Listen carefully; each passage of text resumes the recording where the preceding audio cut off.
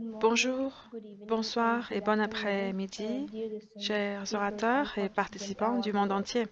Bienvenue au Festival mondial de l'action. C'est avec grand plaisir que je suis ici avec vous aujourd'hui pour animer cette session importante, une course pour la nature, gagner la crise climatique grâce à la récupération, la restauration des écosystèmes et des solutions fondées sur la nature. Eh bien, le panel est organisé autour du thème de renforcer la donne pour l'action climatique dans le cadre de ce festival des ODD qui vise à mobiliser, inspirer et à connecter des milliers d'exécuteurs des ODD à travers le monde afin d'apporter la transformation dont nous avons besoin en encourageant les dirigeants de tous les secteurs à faire les choses différemment et à fournir les outils et les politiques les plus innovants, des idées pour inspirer les gens à agir. Je suis Nisrine Elsheim, présidente du groupe consultatif de jeunes sur le changement climatique du secrétariat général des Nations Unies. Je dirigerai le webinaire aujourd'hui. En particulier, ce sujet m'intéresse parce que c'est mon rôle actuel en tant que présidente du groupe consultatif et en tant que Soudanaise qui connaît l'importance des solutions basées sur la nature. Nous n'avons pas beaucoup de technologies. Mon pays est l'un des pays les moins avancés, mais mon peuple a toujours survécu grâce aux connaissances autochtones, grâce à la nature et grâce à des solutions très modestes, mais aussi innovantes et importantes aux problèmes auxquels nous sommes confrontés. Je suis également ravie que nous ayons avec nous un panel tout à fait unique avec nous qui a réuni des décideurs de haut niveau et des voix d'experts provenant de parties prenantes clés, de représentants de groupes autochtones, entre autres. Avant de vous présenter les orateurs, cependant, permettez-moi de donner la parole à M. Ove Sarnat, qui est le secrétaire exécutif adjoint de la Convention cadre des Nations Unies sur le changement climatique. Monsieur, vous avez la parole. Nisreen, thank you Merci, very much. Nisrim. And Chers dear collègues, colleagues, chers panelists, orateurs, participants, participants, mesdames et ladies and messieurs gentlemen, du monde entier, good morning, good bonjour, bon afternoon, good evening. après-midi, On bonsoir, au behalf nom of de UNFCCC, warm and l'UNCCC. I hope J'espère you're all que vous êtes tous healthy, en bonne keeping santé, que well vous vous and portez safe bien, que vous during êtes these en very sécurité difficult en and ces unprecedented temps très times. difficiles et sans It's a précédent. great pleasure for me C'est un to grand join plaisir pour this moi de event, and participer I'd à cet like to thank événement et je tiens à remercier le UNDP and PNUD Marina, et Marina et la the campagne des campaign, ODD for de nous hosting avoir us, accueillis for et pour conducting avoir this organisé event, cet événement, albeit même virtually. si nous y participons I have virtuellement. participated Mais bon, j'ai in these participé events in dans previous le years, and I passé à ces événements et very je strongly support soutiens très fortement ces these activités et activities ces and initiatives initiative that is surrounding autour around the du USDP festival des Festival. ODD. So this Il is the fifth s'agit edition de of la which, 5e and it édition calls for de ce accelerating festival et elle nous appelle à SDGs accélérer les ODD to the world's par rapport aux biggest plus grands challenges, défis du monde. from poverty La and gender pauvreté, inequality to l'inégalité entre les climate sexes, change, le changement climatique, inequality les and closing the inégalités, la finance réduction du gap, défi and many financier, others. parmi d'autres. En In particulier, particular, what we are concerned with is ce the qui nous SDG concerne, c'est le 13 ODD 13 on sur climate l'action action. climatique.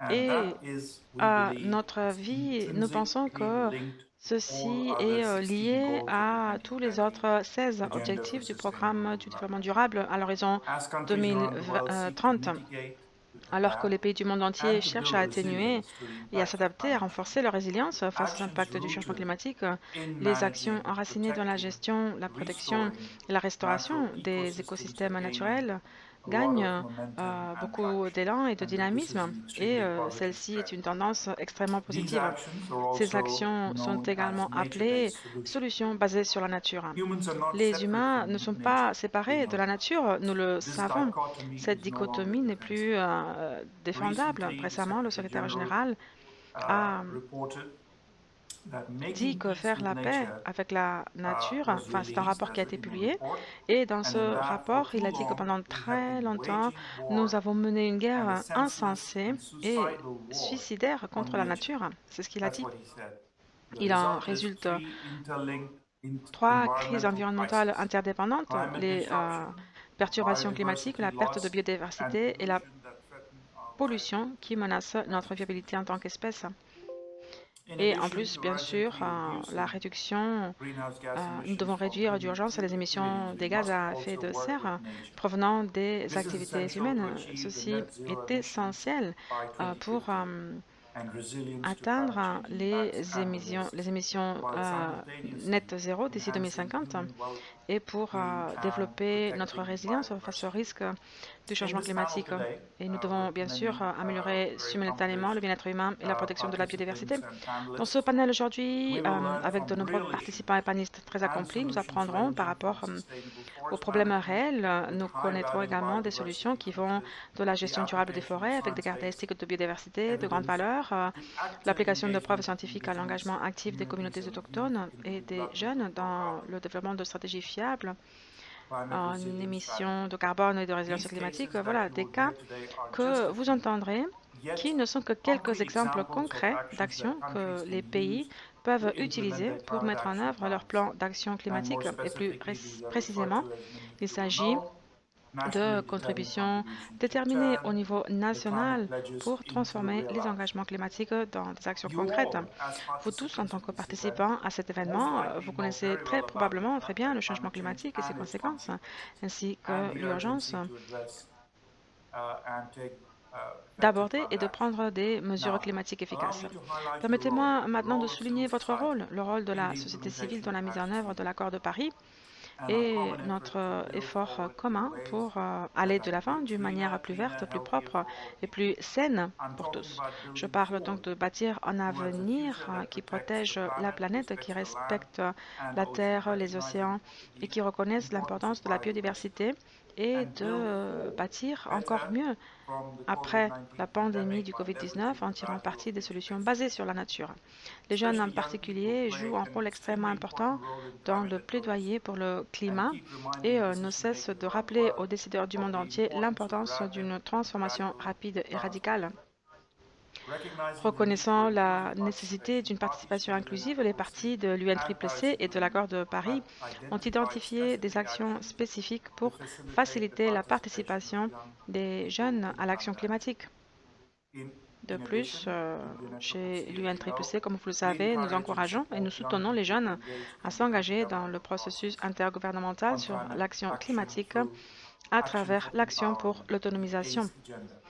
Ce festival d'action offre une excellente opportunité pour partager des idées et des approches audacieuses et percutantes qui puissent vraiment transformer les progrès tout au long de la décennie de l'action pour atteindre les objectifs mondiaux.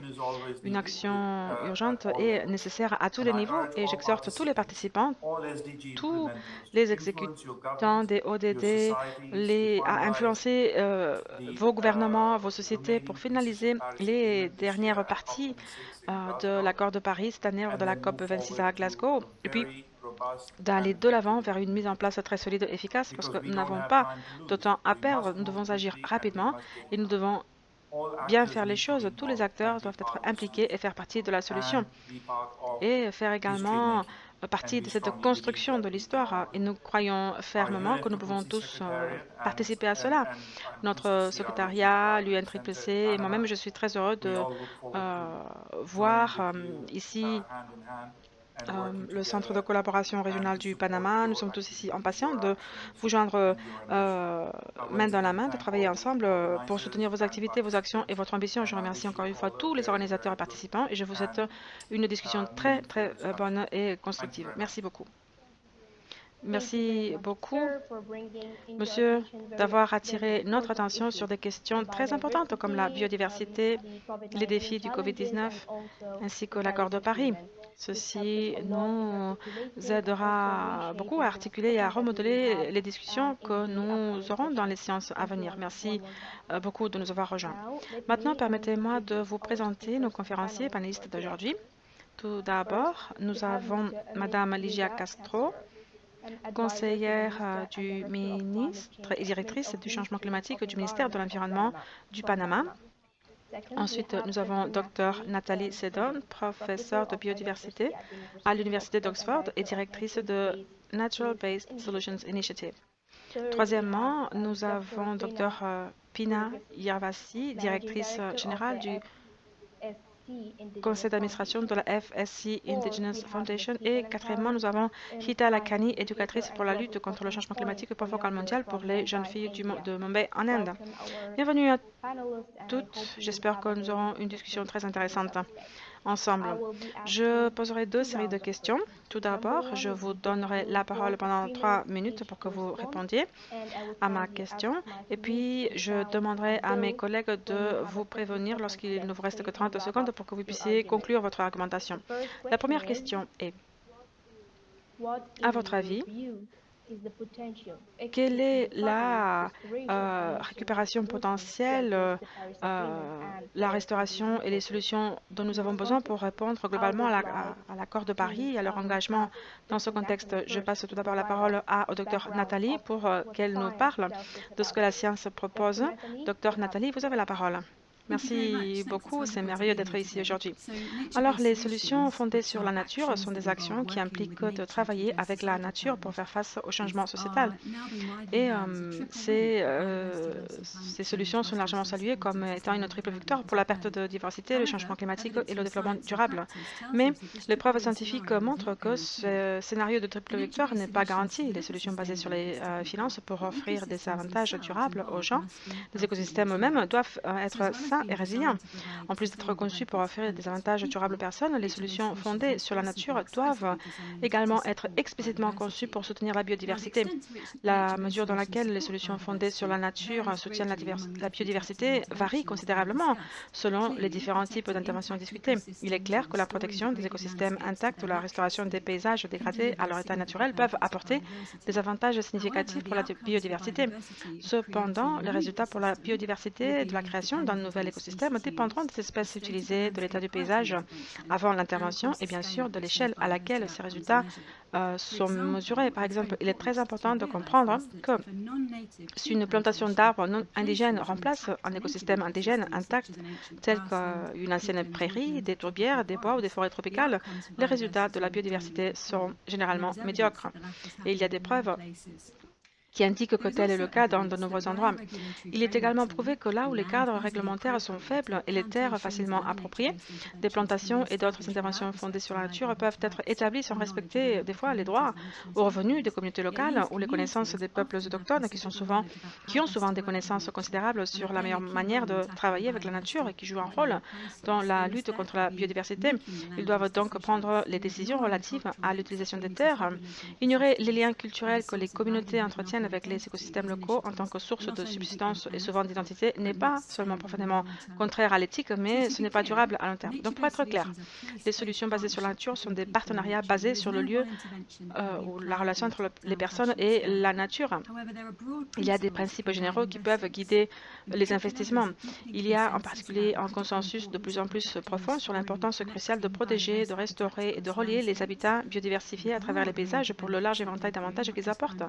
Non seulement l'atténuation du changement climatique, mais aussi le fait de nous assurer qu'il soit conçu, mis en œuvre, géré, surveillé par ou en partenariat avec les communautés locales et les communautés autochtones à travers un processus qui respecte pleinement et défend les droits et les connaissances locales et génère des avantages locaux. Il existe également un large consensus qui dit qu'il est absolument essentiel que les solutions fondées sur la nature ne soient pas une alternative au maintien des combustibles fossiles dans le sol. Si nous ne gardons pas les combustibles fossiles dans le sol, le réchauffement qui en résultera compromettra la santé de la biosphère, sa capacité à séquestrer le carbone.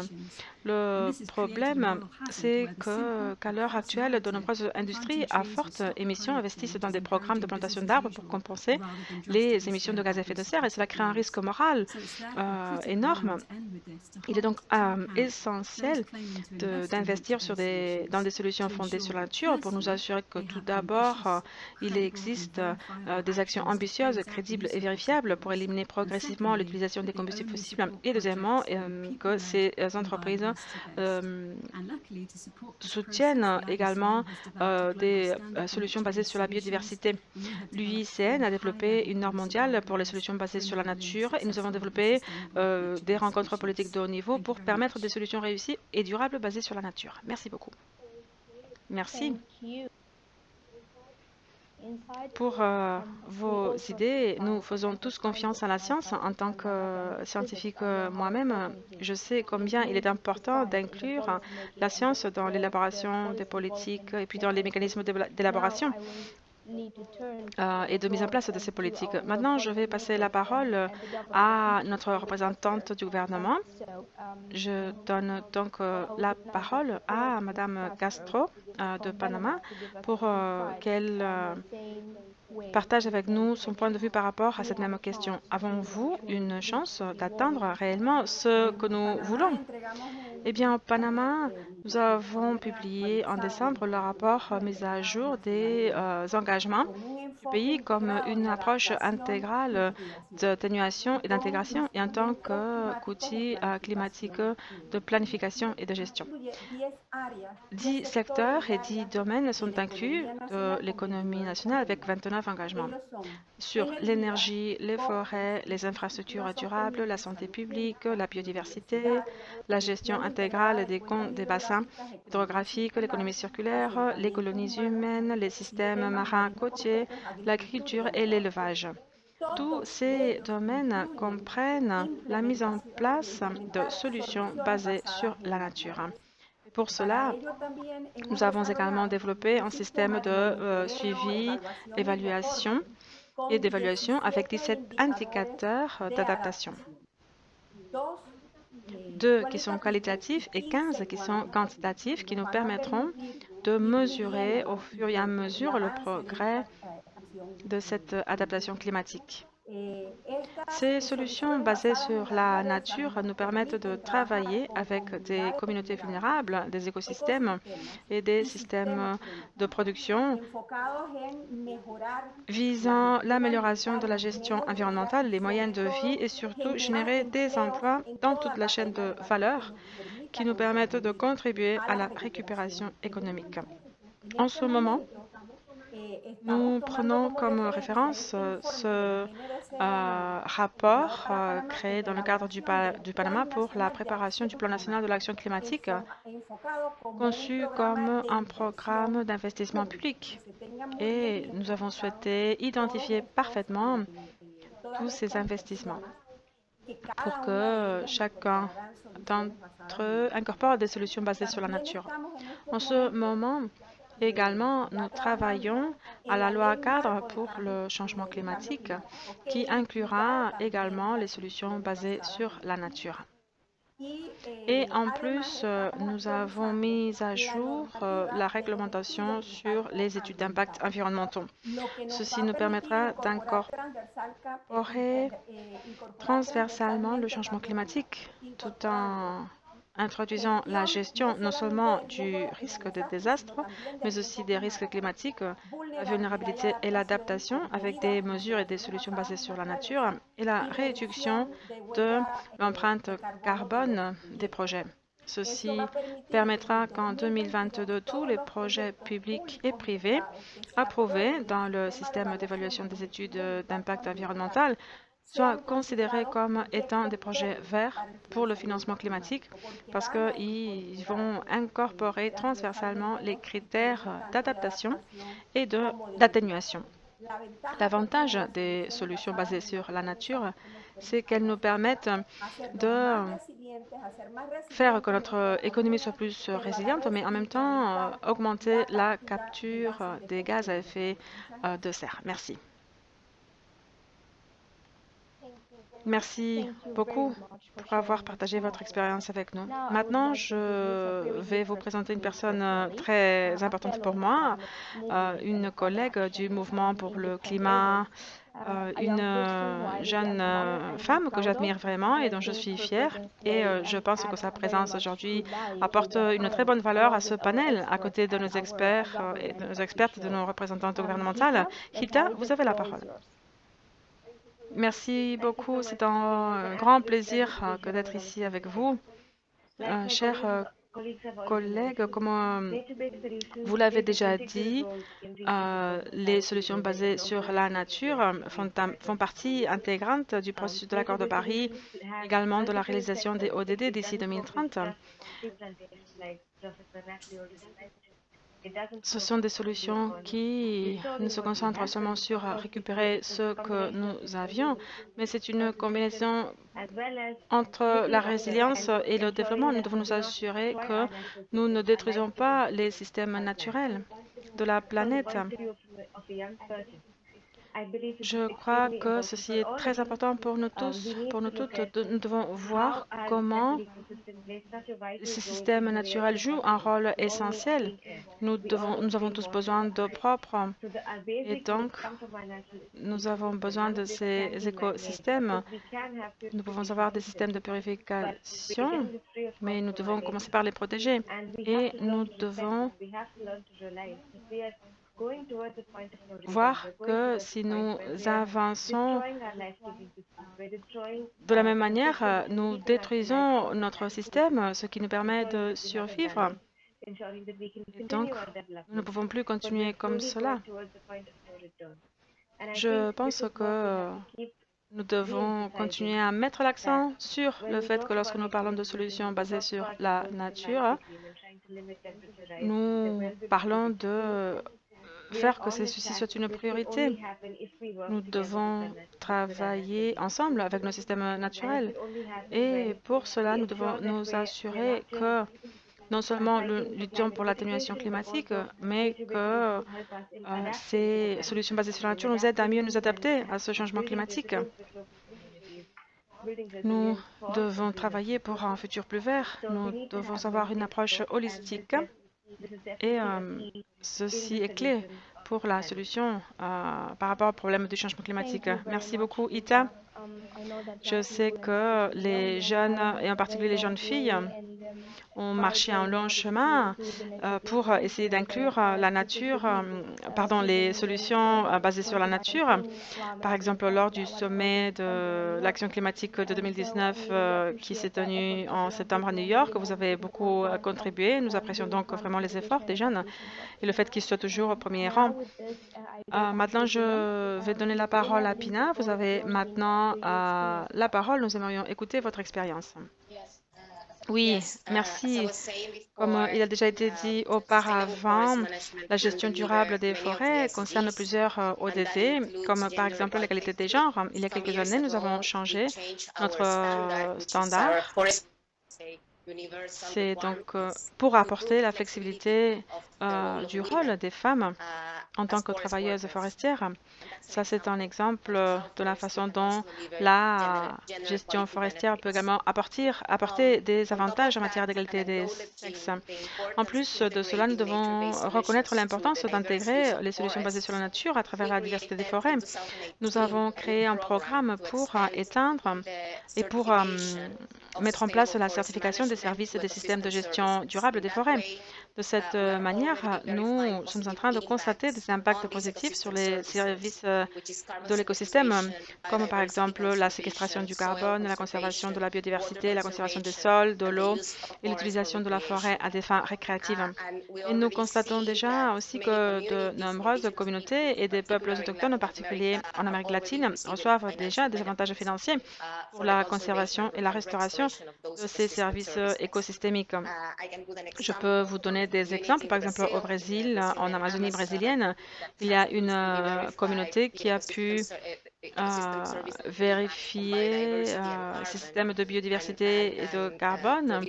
Et pour la production de l'açaï, un produit très important pour cette communauté et qui est assez populaire pour la consommation humaine.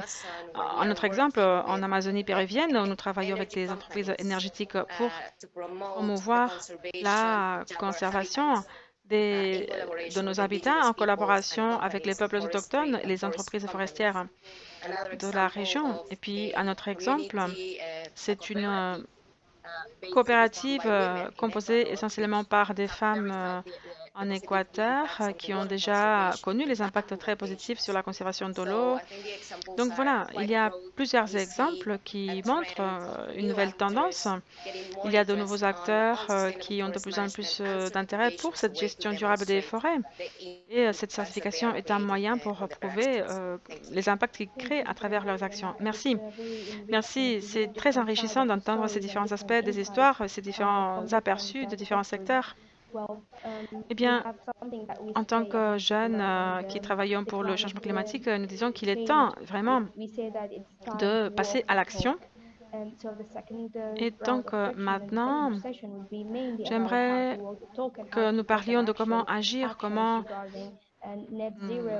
vraiment faire des choses pour nous rapprocher de cette société du net zéro en nous basant sur les solutions naturelles, bien sûr. À votre avis, alors je vous demande quels sont les facilitateurs, les catalyseurs les plus concrets qui peuvent nous aider à atteindre le net zéro et la résilience dans nos sociétés en nous basant sur les solutions naturelles. Maintenant, j'aimerais commencer par la dernière personne qui a parlé, donc Pina. Je vous passe maintenant la parole à vous. Merci beaucoup. Eh bien, je vois deux catalyseurs qui sont très importants pour moi. Le premier, c'est le rôle des investisseurs et des décideurs sur la priorisation des solutions basées sur la nature, contrairement à la technologie high-tech et très coûteuse contre le changement climatique. Et le deuxième facilitateur ou catalyseur est, à mon avis, le rôle d'organisations comme le Forest Stewardship Council, parmi d'autres. Nous sommes une organisation qui intègre les intérêts sociaux, environnementaux et économiques. Donc, nous avons des peuples autochtones, il y a également des syndicats, des ONG, des entreprises, des investisseurs, des banques.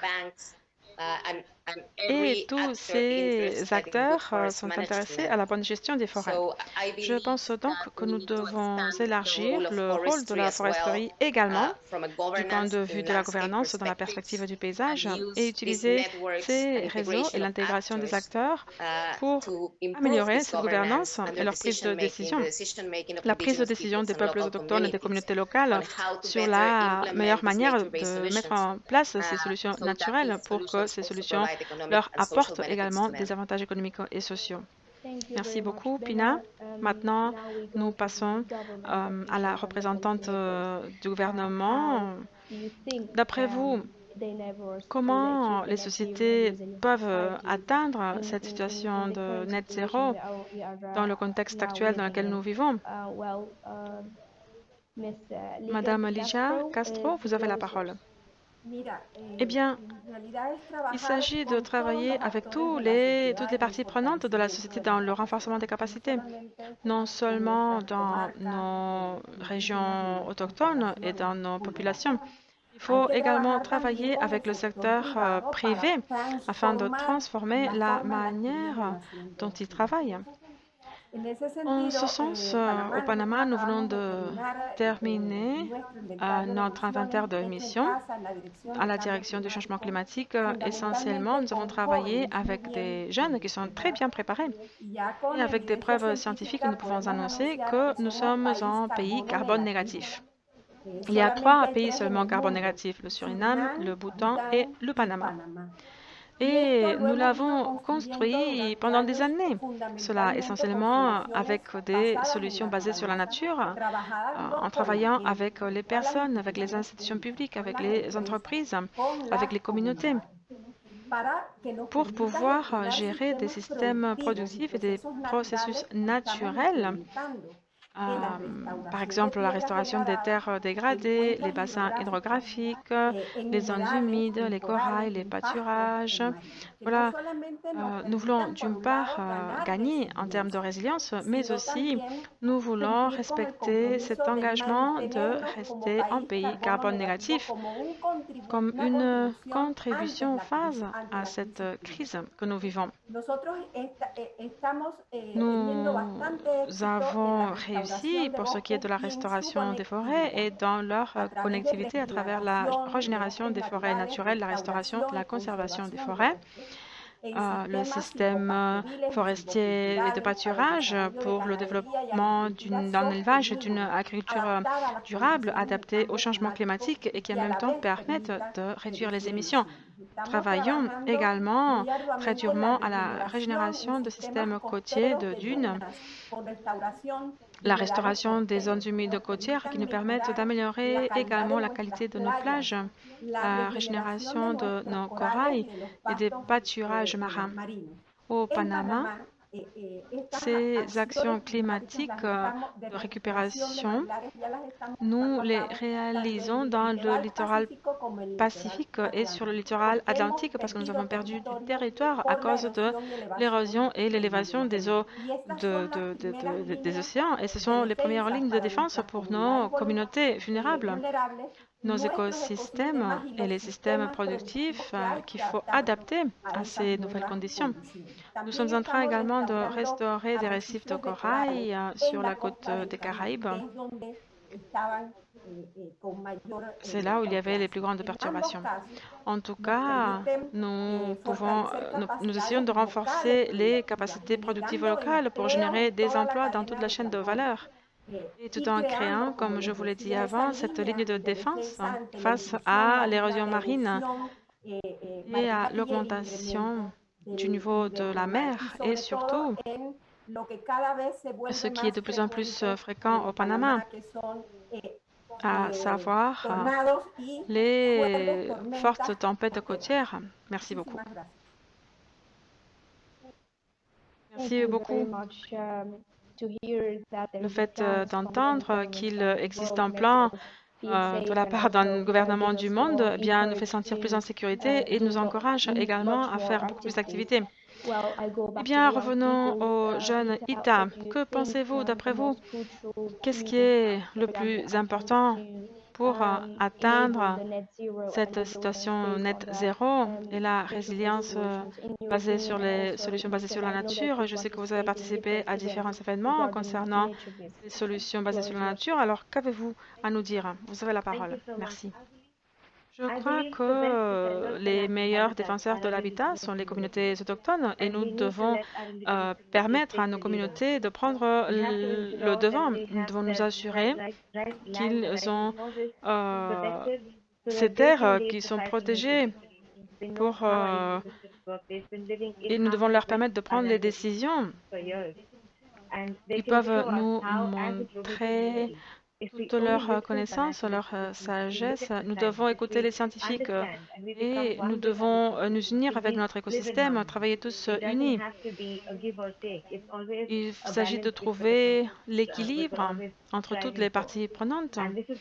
C'est ce que nous essayons de faire depuis des années. Nous devons suivre donc les communautés autochtones. En ce qui concerne la nature, nous devons également comprendre que c'est une question de respect. Il est important de respecter les droits fonciers. Nous devons également assurer que tous les droits sont assurés dans tout le secteur. Je pense que dans ce contexte du Covid-19, nous pourrons avoir une reprise plus rapide si nous prenons en considération les connaissances autochtones. Nous devons donc nous assurer que personne n'est laissé de côté. Nous devons travailler ensemble pour avoir le meilleur système possible. Nous devons également utiliser l'expérience et la volonté des jeunes pour avancer. Nous avons tous beaucoup de connaissances, donc rassemblons nos connaissances pour nous en sortir mieux. Voilà, lorsque nous parlons d'atteindre le net zéro ou des sociétés plus résilientes, eh bien, l'éducation est très importante. Nous, par exemple, en tant que jeunes, nous avons créé des cours en ligne au public sur les solutions possibles. Ce contexte, et donc nous voulons faire partie de ce changement. Je crois vraiment que nous devons nous assurer que la transition est juste en ce qui concerne le futur pour les nouvelles générations. Merci. Merci, Ita. La science a parlé en premier et maintenant je vous donne la parole de nouveau à notre scientifique, Dr Nathalie. Je vous rends la parole. Merci beaucoup. Exactement ce que dit la science coïncide beaucoup avec les commentaires des orateurs précédents. Je suis heureuse d'entendre l'importance du rôle des jeunes et des peuples autochtones et le rôle essentiel de l'éducation. Je suis très heureuse de voir que ces points ont été également mis en évidence. Par rapport aux deux facilitateurs, aux catalyseurs que je voulais souligner, ce sont des choses qui ont déjà été dites, mais le premier concerne la manière dont nous mobilisons les financements pour des solutions basées sur la nature et le deuxième catalyseur secteur concerne la manière dont nous accordons la priorité au bien-être humain dans les stratégies gouvernementales. Pour ce qui est de la mobilisation des financements, il y a un énorme déficit de financement pour les solutions basées sur la nature d'environ 400 milliards de dollars américains par an. Bien sûr, une augmentation du financement public aiderait à combler une partie de l'écart, comme par exemple à travers de programmes qui offrent des incitations fiscales pour inciter les investisseurs à trouver des solutions fondées sur la nature. Et donc, pour pouvoir investir dans des chaînes d'approvisionnement, et puis aussi en taxant les secteurs à forte intensité de carbone, les combustibles fossiles, mais puis aussi les investissements publics, les subventions pour l'agriculture durable, dans le cadre d'une agriculture basée sur la nature, une bonne gestion des écosystèmes, puis d'autres approches qui impliqueraient le fait de récompenser les communautés locales, les agriculteurs, les gestionnaires des terres en général qui investissent dans des solutions à faible émission de carbone. Mais il est clair que les fonds publics ont des limites aussi, et donc il doit y avoir une augmentation substantielle aussi du secteur privé. Au cours des 12 à 18 derniers mois, nous avons vu des dizaines de promesses en faveur de la nature de la part du secteur privé. Ceci est très positif, mais l'ampleur du financement et le type de financement restent problématiques encore. Et donc, nous devons dire que nous avons besoin de plus d'engagement privé en faveur des solutions fondées sur la nature. Des fois, ceci est présenté comme des compensations et des fois, nous mettons en place des programmes qui ne sont pas toujours très positifs, mais il est difficile de déterminer quelles mesures doivent prendre les entreprises et les banques. Il est difficile vraiment de définir de manière précise les plans. Et donc, je pense que nous devons mettre en place un système pour repenser les investissements. Nous devons donner ces investissements aux entités qui répondent à des critères stricts de réduction d'émissions ambitieuses et vérifiables tout le long de leur opération et tout au long des chaînes d'approvisionnement. Et puis, les entreprises et les banques devraient adopter des normes solides basées sur la science pour justement évaluer toutes ces solutions basées sur la nature pour s'assurer que les investissements ciblent des solutions fondées sur la nature et que ces solutions sont basées sur la biodiversité. Le deuxième catalyseur, pour moi, c'est la gouvernance. Nous avons besoin d'une transformation d'une économie mondiale centrée sur le PIB et une croissance infinie qui ignore complètement la valeur de la nature pour les personnes. Donc, nous devons passer de tout cela à une économie saine et définie par le bien-être social et économique. Nous devons mesurer les progrès de manière essentielle. Nous devons nous éloigner d'une analyse de coûts-avantages très simplifiée et nous devons avancer. Ce que les gouvernements doivent permettre, c'est un changement transformateur dans la manière dont les entreprises fonctionnent, les économies et les individus se comportent. Par exemple, nous réfléchissons à ce qui a été discuté aujourd'hui. Nous devons permettre une restauration écologique à grande échelle et pour cela, la terre doit être libérée d'autres utilisations. Ceci donc requiert des transitions vers un régime à base de solutions naturelles et l'adoption généralisée et rapide d'une économie régénérative séculaire qui implique une réduction de la demande de matières premières, l'utilisation d'énergie verte, des chaînes d'approvisionnement propres. Bien sûr, tous ces changements peuvent se produire de manière synchronisée, mais chaque étape vers la durabilité et la priorisation de la nature dans la prise de décision catalysera d'autres changements. Et de cette manière, nous finirons par stabiliser le climat et sécuriser la biodiversité qui sous-tend tout ce qui est si précieux pour l'humanité aujourd'hui et qui le sera de manière critique pour les prochaines années. Merci. Oui, c'est un aperçu très précieux de votre part, tout comme de la part des autres panélistes. Je suis fière et heureuse d'être ici aujourd'hui à modérer cette séance parce que moi-même j'ai appris beaucoup de choses de vos différents points de vue, les communautés autochtones, les gouvernements, les représentants des jeunes, les scientifiques. Nous avons parlé de ce que les gouvernements doivent et peuvent et font déjà actuellement. Nous avons parlé du fait que les processus du changement climatique affectent les personnes et nous avons parlé de ce que font les communautés autochtones pour atténuer ces impacts. Nous avons parlé également du rôle des jeunes et de la manière dont ils se permettent de s'adapter au changement climatique et comment ils font pression sur leur environnement, comment ils collectent les réflexions d'autres jeunes du monde entier autour des solutions fondées sur la nature. Nous avons parlé de l'importance de la science et aussi de l'importance du flux de financement pour avoir des solutions naturelles. Et puis, que nous le souhaitons ou pas, les finances sont clés. Et donc, nous en avons besoin également pour mettre en place des activités qui nous permettent d'avancer. Eh bien, c'était un panel unique et très diversifié aujourd'hui. J'espère que vous avez apprécié cette séance autant que moi-même. Et je tiens maintenant à remercier très spécialement nos oratrices pour nous avoir partagé avec nous ces informations si importantes. Merci pour vos connaissances et vos perspectives. Et je remercie également tout notre public. Merci pour votre intérêt et pour votre participation. Et ma dernière demande serait de donner la priorité à ces solutions basées sur la nature. Ceci requiert tous nos efforts et nous devons toujours placer la nature au centre parce que nous avons besoin pour notre futur. Merci beaucoup. C'était vraiment un plaisir pour moi d'être ici avec vous. Merci.